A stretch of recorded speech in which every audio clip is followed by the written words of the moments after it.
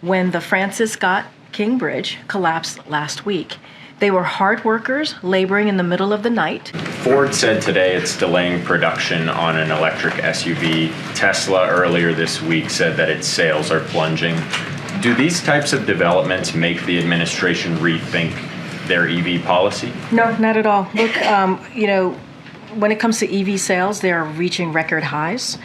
Do everything that we can to deal with a climate crisis, and this is part of that. So is it realistic to go from about 7 or 8% of sales to 50% of sales in 8 years if the automakers themselves are cutting back on production?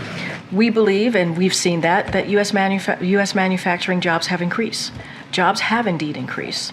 And when you see a boom like this, that means you need auto workers, right? It can't happen on its own. And so we believe this is working. We believe this is part of what the president has promised.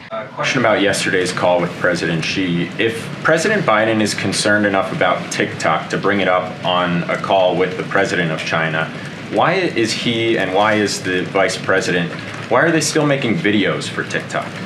That's coming out of the campaign, so I would refer you to the wait. That's I understand. It is the campaign's decision. I would refer you to the campaign. We have been very clear. We are not trying to ban TikTok.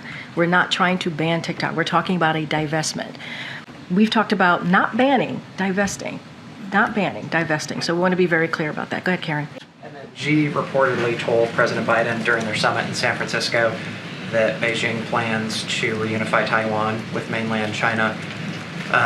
Did the Chinese leader bring up similar sentiment in their call the other day? And if so, what was President Biden's response?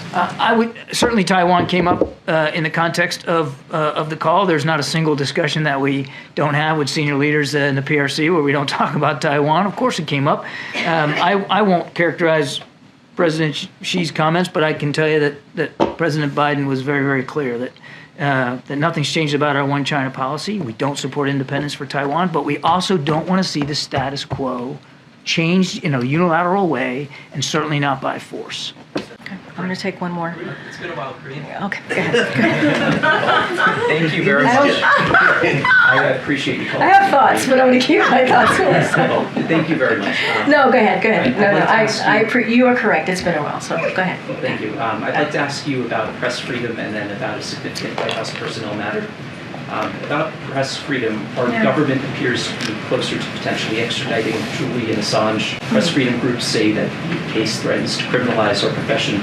So I'm wondering what the White House's thinking is regarding that matter and the potential threat to press freedom. And does the White House have a stance on the pending federal press shield legislation that passed the House and that Senator Schumer told me he hopes reaches President Biden's desk this year? You're talking about the Press Act more specifically. Yes. Look, and I've said this many times. I said this last week, where journalism is not a crime. We've been very clear about that. As it relates to this particular legislation, I haven't reviewed it. Would have to talk to our Office of Leg Affairs.